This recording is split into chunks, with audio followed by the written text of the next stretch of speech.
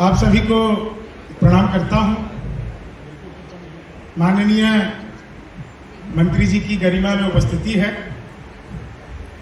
सांसद को विधायक कैसे बनाया जाता है,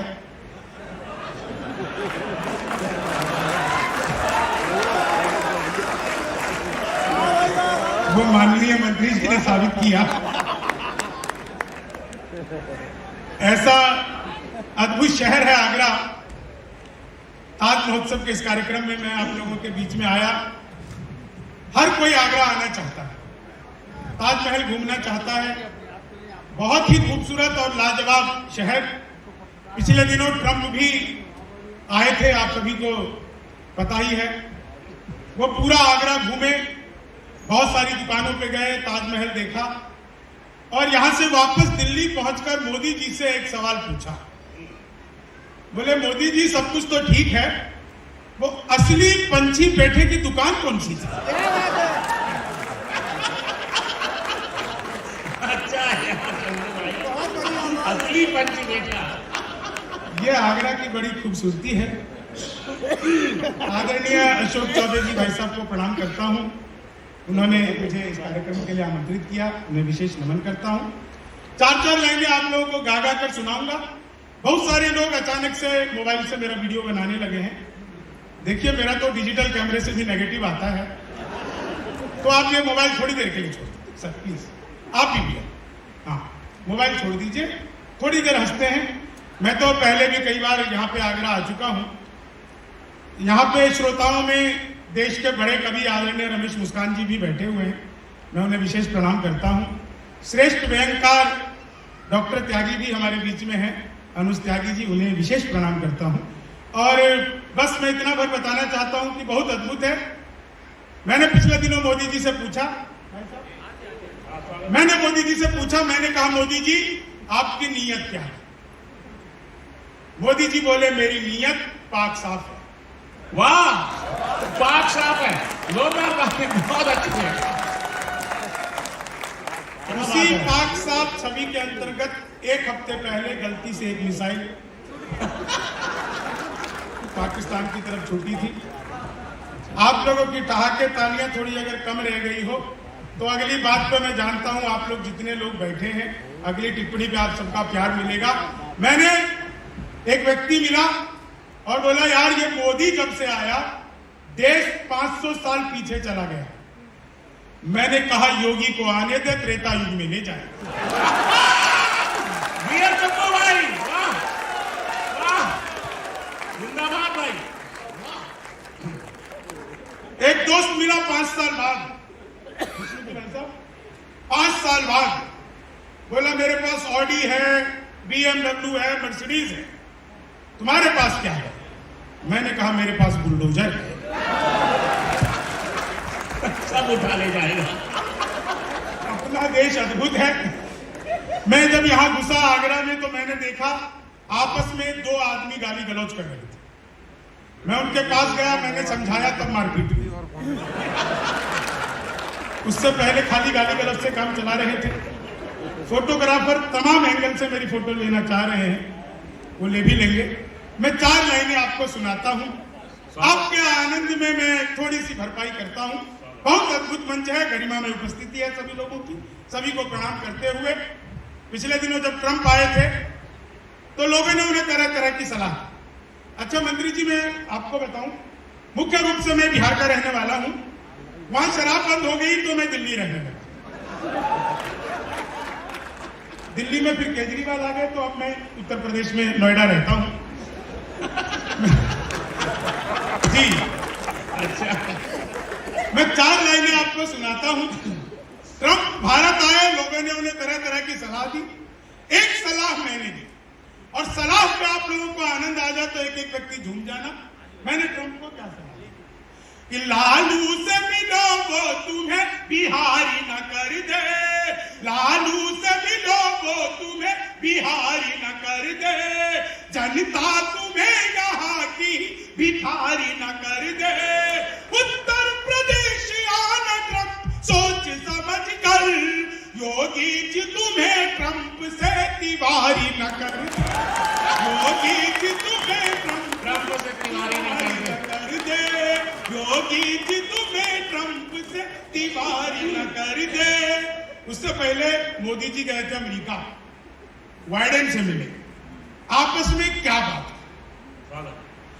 मोदी जी बाइडेन आपस में क्या बात करते हैं कि भूली हुई बिसरी हुई कहानी बनाता, अरमान दिल का सारे पानी पानी बनाता। मिलकर के बाइडेन से मोदी ने ये कहा, भारत में होते तुम तो आडवाणी बनाता, भारत में होते तुम। इतना बुजुर्ग हमारे यहाँ उसी काम आते हैं। भारत में होते तुम तो आडवाणी बनाता।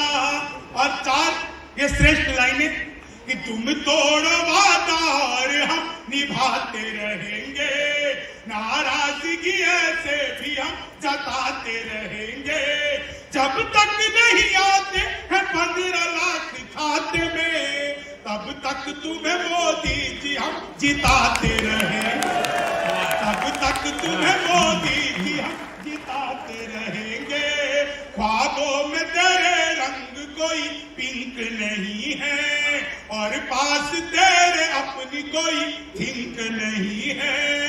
राहुल को लगी ठंड तो मोदी ने ये कहा, आधार से न जाए तेरी लिंक नहीं है, आधार से न जाए तेरी। अच्छा देखिए, आप लोग आनंद बहुत ले रहे हैं, लेकिन जो कवि सम्मेलन में तालियों का घनत्व होता है, उस रूप में अभी तक कवि सम्मेलन नहीं आया है। इसमें पीछे वालों की कोई गलती नहीं है। अगली पंक्ति में जो कुछ अधिकारी बैठे हैं, मैं जानता हूं सर, औधा बड़ा होता है तो अकल कमजोर पड़ जाती है, लेकिन अब आइए। हाँ, लेकिन मैं आपको ताली बजाने की एक टेक्निक बता देता हूं। जितनी भी यहाँ पर शादीशुदा महिलाएं हैं, बायां हाथ उठाइए, हथेली पर अपने पति की फोटो देखिए। अब जो आपको ताली बजाने में मजा आएगा, पीछे बैठी भाभी जी तो जोर जोर से बजाने लगी, सहेली को देखने भी लगी। भाई साहब जहां कहीं भी हो, मैं उनके साथ पूरी सहानुभूति रखता हूं। पुरुष भी निराश ना हो, दाहिना हाथ उठा कर भाभी जी की फोटो मत देख लेना, इसमें देखो उस बिचौलिए की जिसने करवाई थी। फिर जो आपको ताली बजाने में आनंद आएगा, एक बार पूरा सदन जोरदार तालियां बजाइए। कार्यक्रम जैसा लगना चाहिए। बहुत अद्भुत आप लोग सुन रहे हैं।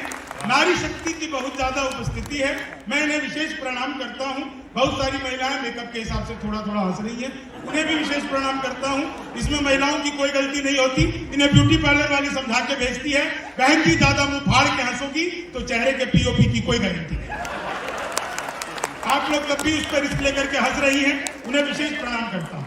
4 लाइनें सुनाता हूं, सुनिएगा। कि भगवान मेरा सहित, मैं एक बार इस कोरोना में, भाई साहब क्या कोरोना अद्भुत था। एक बार मैं भरे लॉकडाउन में घर से बाहर निकला बेसन लेने, सूजी लेकर वापस आया।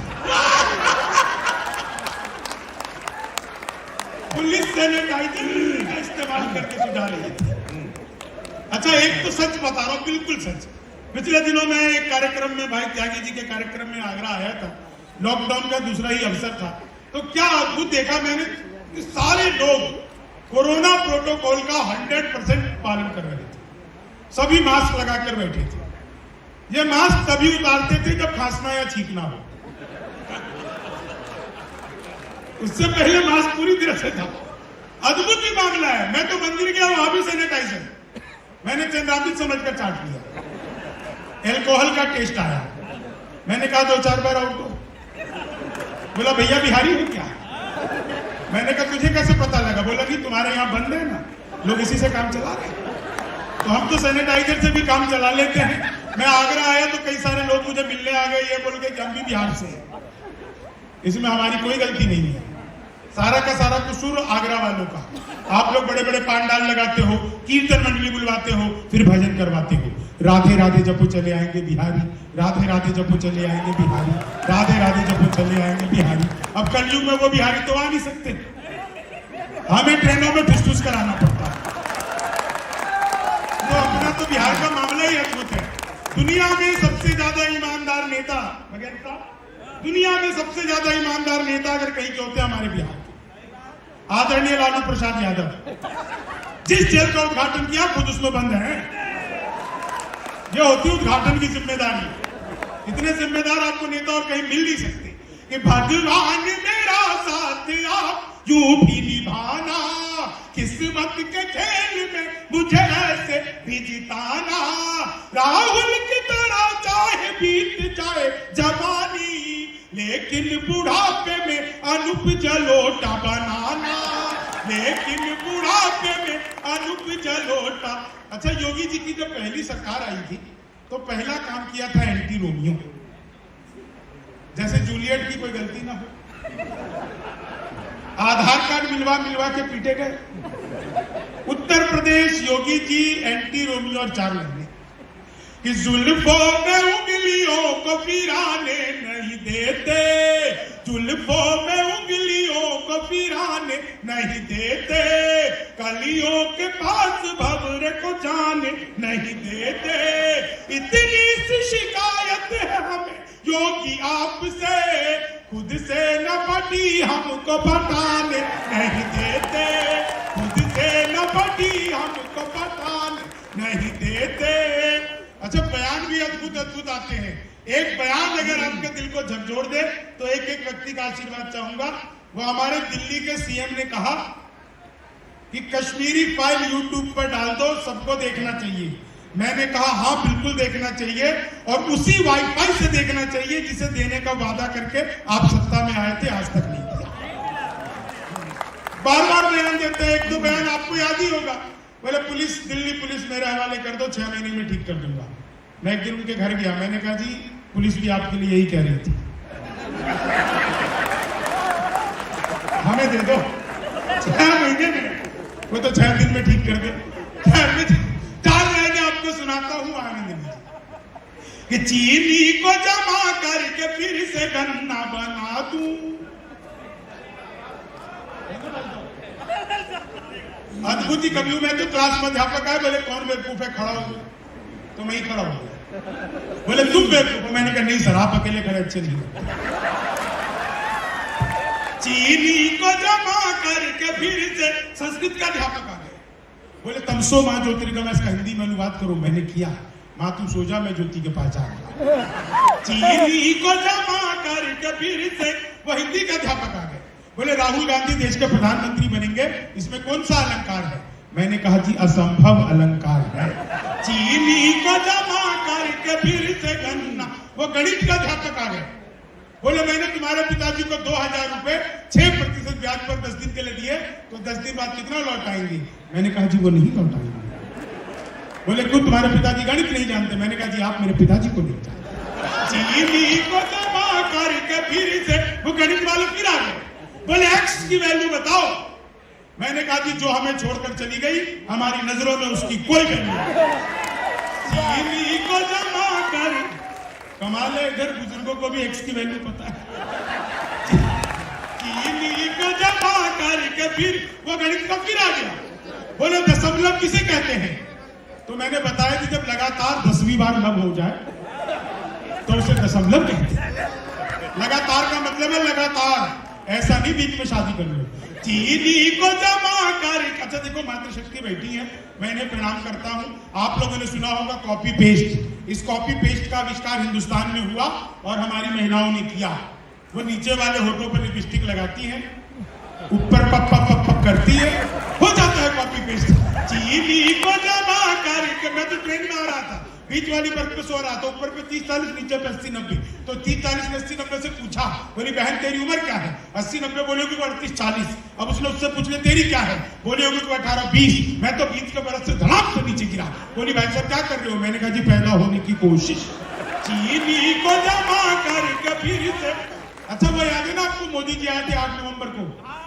भाई और बहनों, आज रात 12 बजे के बाद 1000 और 500 के पुराने नोट लीगल टेंडर नहीं रहे। इतना सुनते ही पति बड़ा खुश।